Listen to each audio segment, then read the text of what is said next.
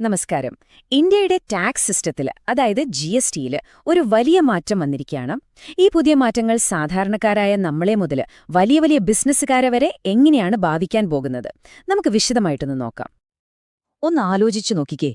നിങ്ങൾ അടുത്തതായി വാങ്ങാൻ പോകുന്ന ഷൂസിനോ അല്ലെങ്കിൽ വീട്ടിലേക്ക് വാങ്ങുന്ന പലചരക്ക് സാധനങ്ങൾക്കോ ഒക്കെ ഒറ്റ രാത്രി കൊണ്ട് വില കുറഞ്ഞാൽ എങ്ങനെയുണ്ടാവും? ഇത് വെറുതെ പറയുന്നതല്ല കേട്ടോ. അടുത്തിടെ നടന്ന ചില സുപ്രധാന GST മാറ്റങ്ങൾ കാരണം ഇത് യാഥാർത്ഥ്യമാകാൻ പോവുകയാണ്. അതെ, GST കൗൺസിൽ പ്രഖ്യാപിച്ചത് വെറും ചെറിയ മാറ്റങ്ങളൊന്നുമല്ല. ശരിക്കിനും പറഞ്ഞാൽ ഒരു വലിയ നികുതി അഴിച്ചുപണി തന്നെയാണ്. ഇതിന്റെ ഭാഗമായിട്ട് ഒരുപാട് സാധനങ്ങളുടെ വില കാര്യമായിട്ട് തന്നെ കുറയാൻ പോവുകയാണ്. ഈ മാറ്റങ്ങൾ എത്രത്തോളം വലുതാണെന്ന് നിങ്ങൾക്ക് ഈ ടേബിൾ കാണുമ്പോൾ തന്നെ മനസ്സിലാവും. നോക്കൂ, കമേഴ്ഷ്യൽ വണ്ടികളുടെ, അതായത് ട്രക്കുകളുടെയൊക്കെ GST 27% നിന്ന് ഒറ്റയടിക്ക് 18%ലേക്കാണ് കുറച്ചത്. അതുപോലെ ടെക്സ്റ്റൈൽ മേഖലയിൽ നോക്കിയാലോ 18% നിന്ന് വെറും 5%ലേക്ക്. പാദരക്ഷകൾക്കും ഫുഡ് പ്രൊഡക്ട്സിനും ഒക്കെ വലിയ കുറവുണ്ട്. ഇതൊന്നും വെറും നമ്പറുകളല്ല, നമ്മുടെ മാർക്കറ്റിൽ വലിയ മാറ്റങ്ങൾ ഉണ്ടാക്കാൻ പോകുന്ന തീരുമാനങ്ങളാണിത്. അപ്പോ സ്വാഭാവികമായും ഈ മാറ്റത്തിന്റെ ആദ്യത്തെ ഗുണം ആർക്കായിരിക്കും? നമുക്ക് തന്നെ, അതായത് സാധാരണക്കാരായ ഉപഭോക്താക്കൾക്ക്. കാരണം സാധനങ്ങൾക്ക് വില കുറയും. ഒരു ഉദാഹരണമായിട്ട് പാദരക്ഷകളുടെ കാര്യം തന്നെ എടുക്കാം. ഇതിന്റെ GST 12% നിന്ന് നേരെ 5%മായാണ് കുറച്ചത്. അതായത് 2500 രൂപ വരെ വിലയുള്ള ചെരുപ്പുകൾക്കും ഷൂസിനുമൊക്കെ ഇനി വില കുറയും. ഇതൊരു ചെറിയ കാര്യമല്ല. സാധാരണക്കാരെ സംബന്ധിച്ചിടത്തോളം ഇത് തീർച്ചയായും ഒരു വലിയ ആശ്വാസമാണ്. ഈ വിലക്കുറവ് ഷൂസിൽ മാത്രം ഒതുങ്ങുന്നില്ല കേട്ടോ. കുട്ടികളുടെ കളിപ്പാട്ടങ്ങൾ, സ്പോർട്സ് സാധനങ്ങൾ, കരകൗശല വസ്തുക്കൾ, പിന്നെ സംസ്കരിച്ച പഴങ്ങളും പച്ചക്കറികളും, എന്തിന് ഇ-കൊമേഴ്സ് പാക്കേജിങ്ങിന് വരെ വില കുറയും. നമ്മുടെ ഡെയിലി ലൈഫുമായി ബന്ധപ്പെട്ട ഒരുപാട് സാധനങ്ങൾക്ക് ഇതിന്റെ ഗുണം കിട്ടും. ഈ മാറ്റം വിപണിയെ എങ്ങനെയാണ് സ്വാധീനിക്കുക എന്ന് വിലായത്ത് ഇൻഡസ്ട്രീസ് അസോസിയേഷന്റെ വൈസ് പ്രസിഡന്റ് ശ്രീ ഹരീഷ് ജോഷി വളരെ വ്യക്തമായി പറയുന്നുണ്ട്. സിംപിളായി പറഞ്ഞാൽ, വില കുറയുമ്പോൾ കൂടുതൽ ആളുകൾ സാധനങ്ങൾ വാങ്ങും. ഡിമാൻഡ് കൂടുമ്പോൾ സ്വാഭാവികമായും നമ്മുടെ സമ്പദ്വ്യവസ്ഥ കൂടുതൽ ശക്തമാകും. അപ്പോ സാധനങ്ങൾക്ക് വില കുറയുന്നത് നമുക്ക്, അതായത് ഉപഭോക്താക്കൾക്ക് നല്ല കാര്യമാണ്. പക്ഷേ ഈ കഥയ്ക്ക് വേറൊരു വശം കൂടിയുണ്ട്. ഈ മാറ്റങ്ങൾ ബിസിനസ്സുകളെ, പ്രത്യേകിച്ച് നമ്മുടെ നാട്ടിലെ ചെറുകിട ഇടത്തരം സംരംഭങ്ങളെ എങ്ങനെയാണ് സഹായിക്കുന്നത്? നമുക്കതും കൂടിയൊന്ന് നോക്കാം. ബിസിനസ്സുകാര്, പ്രത്യേകിച്ച് മാനുഫാക്ചറേഴ്സ്, കുറേ കാലമായിട്ട് നേരിടുന്ന ഒരു വലിയ തലവേദനയായിരുന്നു ഈ ഇൻവേർട്ടഡ് ഡ്യൂട്ടി സ്ട്രക്ചർ. ആ പേര് കേട്ട് പേടിക്കൊന്നും വേണ്ട. സംഭവം വളരെ സിമ്പിളാണ്. ഒന്ന് ആലോചിച്ച് നോക്കൂ. ഒരു ഷർട്ട് ഉണ്ടാക്കാൻ വേണ്ട നൂലിന് കൊടുക്കുന്ന ടാക്സ് ആ ഷർട്ട് വിൽക്കുമ്പോൾ കിട്ടുന്ന ടാക്സിനേക്കാൾ കൂടുതലായാൽ എങ്ങനെയുണ്ടാകും? അത് നിർമ്മാതാവിന് നഷ്ടമല്ലേ? അതായിരുന്നു അവസ്ഥ.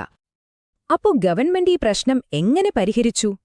ടെക്സ്റ്റൈൽ മേഖലയിലെ അസംസ്കൃത വസ്തുവായ മനുഷ്യനിർമ്മിത ഫൈബറുകളുടെ GST 18% നിന്ന് നേരെ 5%മാക്കി കുറച്ചു.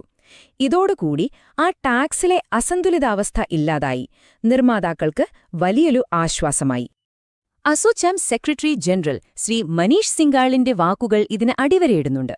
ആളുകൾ കൂടുതൽ സാധനങ്ങൾ വാങ്ങാൻ തുടങ്ങുമ്പോൾ അതിന്റെ ഏറ്റവും വലിയ ഗുണം കിട്ടുന്നത് ആർക്കാണ്? നമ്മുടെ ചെറുകിട വ്യവസായങ്ങൾക്ക്.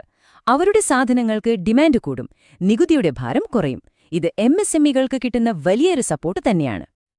ഓക്കെ, അപ്പൊ സാധാരണക്കാർക്കും ബിസിനസ്സുകാർക്കുമുള്ള ഗുണങ്ങൾ നമ്മൾ കണ്ടു. ഇനി നമുക്ക് കുറച്ചുകൂടി വലിയൊരു ചിത്രത്തിലേക്ക് വരാം. അതായത് രാജ്യത്തിന്റെ മൊത്തത്തിലുള്ള സമ്പദ്വ്യവസ്ഥയെ ഈ തീരുമാനങ്ങൾ എങ്ങനെയാണ് സ്വാധീനിക്കുന്നത്? ഈ ഒരൊറ്റ കണക്ക് മതി ഇതിന്റെ വ്യാപ്തി മനസ്സിലാക്കാൻ. 28% നിന്ന് 18%ലേക്ക്. ഇത് വാണിജ്യചരക്കു വാഹനങ്ങളുടെ GSTയിലുണ്ടായ 10 പോയിന്റിന്റെ ഭീമമായ കുറവാണ്. നമ്മൾ ഓർക്കണം, ഈ വാഹനങ്ങളാണ് നമ്മുടെ രാജ്യത്തിന്റെ ലോജിസ്റ്റിക് ശൃംഖലയുടെ നട്ടെല്ല്. ഇതിന്റെ ഇംപാക്റ്റ് ഒരു ചെയിൻ റിയാക്ഷൻ പോലെയാണ്. ട്രക്കുകൾക്ക് വില കുറയുമ്പോൾ ചരക്ക് ഗതാഗതത്തിനുള്ള ചെലവ് കുറയുന്നു. അത് സാധനങ്ങളുടെ വിലക്കയറ്റം, അതായത് പണപ്പെരുപ്പം, നിയന്ത്രിക്കാൻ സഹായിക്കും. അതോടൊപ്പം ഗ്ലോബൽ മാർക്കറ്റിൽ നമ്മുടെ കയറ്റുമതിക്ക് കൂടുതൽ മത്സരക്ഷമത നൽകാനും ഇത് സഹായിക്കും. കണ്ടില്ലേ, എല്ലാം പരസ്പരം ബന്ധപ്പെട്ടാണിരിക്കുന്നത്. ചേംബർ ഓഫ് കൊമേഴ്സിന്റെ ഫിനാൻഷ്യൽ അഡ്വൈസർ ശ്രീ പ്രവീൺ സാഹു പറയുന്നതുപോലെ, ഇത് വ്യാപാരിക്കും ഉപഭോക്താവിനും ഒരുപോലെ ഗുണകരമാകുന്ന ഒരു പുതിയ സുവർണ കാലഘട്ടത്തിന് തുടക്കം കുറിക്കുകയാണ് എന്ന് വേണമെങ്കിൽ പറയാം.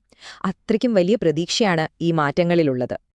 അപ്പോ ഈ നികുതി ഇളവുകൾക്ക് പിന്നിലെ യഥാർത്ഥ ലക്ഷ്യങ്ങൾ എന്തൊക്കെയാണ്? വെറും വില കുറയ്ക്കുക എന്നതിനപ്പുറം എന്താണ് സർക്കാർ ഇതുകൊണ്ട് ഉദ്ദേശിക്കുന്നത്? നമുക്ക് ആ വലിയ ചിത്രമൊന്ന് നോക്കാം. അപ്പം നമ്മൾ മനസ്സിലാക്കേണ്ട ഒരു കാര്യമുണ്ട്.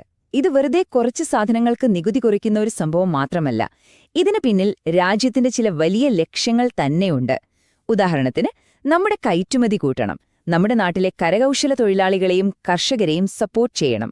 ഇതെല്ലാം കൂടി ചേരുമ്പോൾ ഇന്ത്യയുടെ സമ്പദ്വ്യവസ്ഥ കൂടുതൽ ഫോർമലാവുകയും ലോകവിപണിയിൽ കൂടുതൽ ശക്തമാവുകയും ചെയ്യും. PhD ചേംബർ ഓഫ് കൊമേഴ്സിന്റെ പ്രസിഡന്റ് ശ്രീ ഹേമന്ത് ജെയിൻ ഈ മാറ്റങ്ങളെ വളരെ നന്നായിട്ട് സംഗ്രഹിക്കുന്നുണ്ട്. സാധാരണക്കാരന് കിട്ടുന്ന പ്രോത്സാഹനം, ബിസിനസ് ചെയ്യാനുള്ള എളുപ്പം, അതുപോലെ സമ്പദ്വ്യവസ്ഥയ്ക്ക് മൊത്തത്തിൽ കിട്ടുന്ന ഉണർവ്, ഇതിന്റെ ഗുണഫലങ്ങൾ ശരിക്കും ഒരുപാടാണ്. അപ്പൊ നമ്മൾ എത്തി നിൽക്കുന്ന പ്രധാന ചോദ്യം ഇതാണ്: ഇന്ത്യയുടെ അടുത്ത ഘട്ട വളർച്ചയുടെ താക്കോല് ഈ പുതിയ GST പരിഷ്കാരങ്ങളായിരിക്കോ? തീർച്ചയായും ഇതിന്റെ യഥാർത്ഥ ഫലങ്ങൾ കാണാൻ നമ്മൾ കാത്തിരിക്കണം. പക്ഷേ ഒരു കാര്യം ഉറപ്പാണ്, ഇത് ഇന്ത്യൻ സമ്പദ്വ്യവസ്ഥയില് വലിയ മാറ്റങ്ങൾക്ക് തുടക്കം കുറിച്ചിട്ടുണ്ട്. ഈ മാറ്റങ്ങളെക്കുറിച്ച് നിങ്ങൾക്കെന്താണ് തോന്നുന്നത്?